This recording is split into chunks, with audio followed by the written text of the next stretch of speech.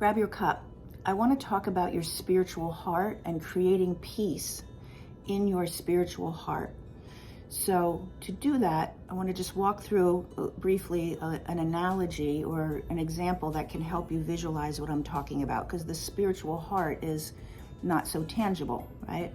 So in your physical body, where you live, that's your home, your physical home, and it has different systems to it: cardiovascular system, digestive system, endocrine system, neurological system. And the systems all work together. They all have a particular job. When there's a problem in one system, all the other systems are affected in some way. You also have a house that you live in. And every house, we all live in some version of a house, and every version has things that are the same. Every house has a door to get into it. Every house has a certain amount of windows. Every house has rooms that serve specific purposes. So we have a kitchen, we have a bathroom, we have a bedroom, right? You wouldn't find a refrigerator probably in someone's bathroom. So the rooms are designed for specific purposes.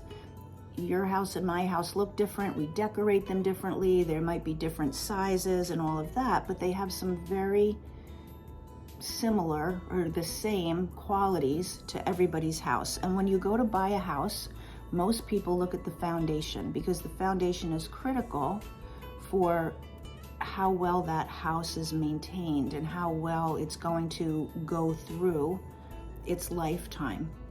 So we look at the foundation. Is there water in the basement? Are there cracks in the foundation? Because if you want to update the kitchen or redo the bathroom, not a big deal, less of a deal anyway, than a foundation that has cracks in it.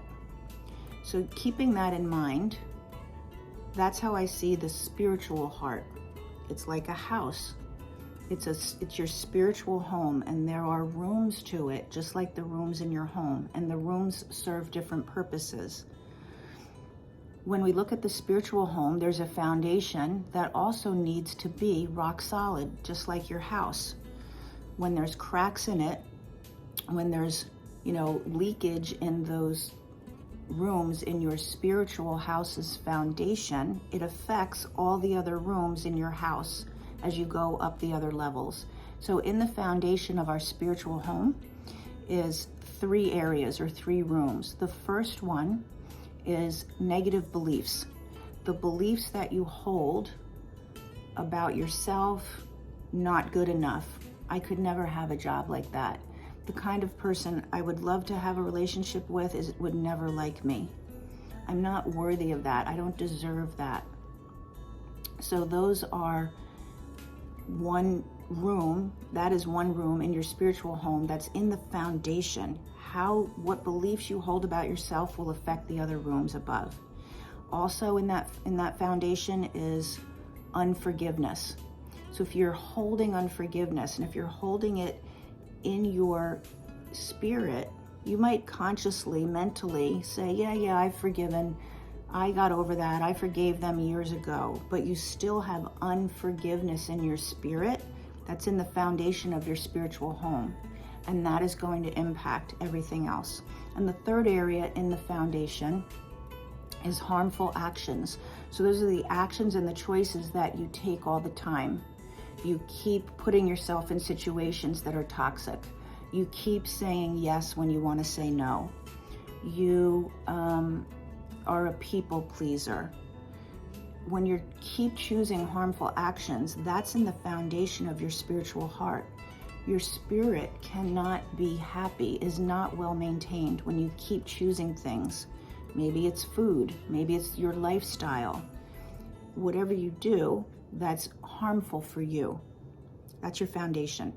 The first floor of your spiritual home, where the rooms are there, those rooms are all about your identity of yourself, your perception of yourself. So in those rooms are things like goodness. How good am I? Am I good enough? Am I really good at all? Another room is going to be comparison. How do I compare with other people? Am I better than? Are my gifts, talents, abilities better than? And the way the Spirit really wants to be is not comparing. It's recognizing we all have great gifts and talents that are not no better and no worse. They're just different, right? So those things are on the first floor, and that's how you see yourself. The second floor, so you've got the foundation, the basement, the first floor. Now the second floor are the rooms that house in your spirit how you see others and life itself, the world itself, right? So your foundation, how you see yourself, now how you see others in life. So on that floor are things like trust.